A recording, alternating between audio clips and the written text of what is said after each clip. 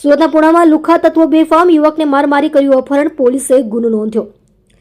Surat city હવે crime hub બની રહ્યું છે। સુરત શહેરના પુણા વિસ્તારમાં લુખ્ખા તત્વો બેફામ બની ગુનાની ઘટનાને અંજામ આપી રહ્યા છે। આ અસામાજિક તત્વોને પોલીસનો કોઈ ડર રહ્યો ન હોય તેમ જણાઈ રહ્યું છે।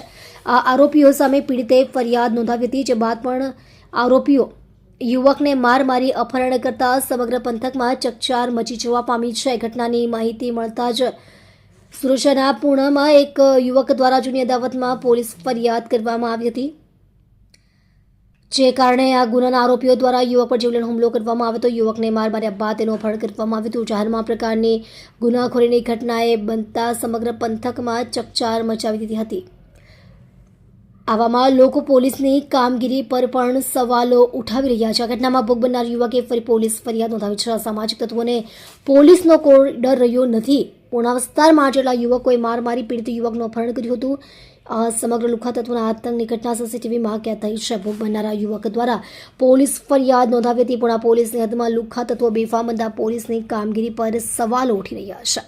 આપ જોઈ રહ્યા છો ગુજરાતની સૌથી પહેલા ખબર આપતી Surat Express News channel, director Rajesh મંગલેની સાથે।